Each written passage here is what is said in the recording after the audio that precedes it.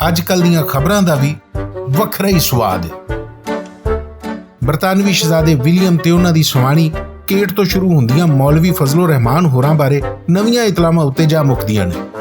एक बन्ने विखाया जा रहा हुंदा है कि विलियम ते केट बड़े नफीस अंदाज नाल किसी महफिल विच शरीक होए, गेंद बल्ला खेडिया या दिलकश पहाड़ां दी सैर वल निकल गए, फिर कैलाश कबीले नाल रल मिल खुशियां मनाइयां या वजीर आजम नाल मुलाकात कीती।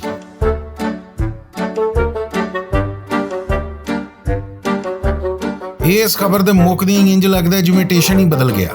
मौलवी फजलो रहमान होरां दे मनन वाले निक्के मोटे हर साइज दे मौलवी वन सवनियां हरकतां करदे नजर आउंदे ने। कोई पुट्ठे सीधे जंप मार रहा है, कोई उल्टबाजी ला रहा है तो कोई सिर पर ने खलोता खोरे की साबित करने की कोशिश कर रहा है। थोड़ा परे कुछ मौलवी डंडियां नूं ज़ेबरा रंग करके पता नहीं किन्नों ड्रोन दे चाले कर रहे हैं। सीन बदलदा है तो वो परेड नजर आउंदी है जिहदे विच मौलवी फजलो रहमान होरी चबूतरे उत्ते साह फुला के खलोते सलामी लै रहे ने ते उन्हां दे कमांडो भोए उत्ते पैर रगड़ रगड़ के घट्टा मिट्टी उड़ा रहे ने। अजकल दीआं खबरां दा भी वखरा ही स्वाद है।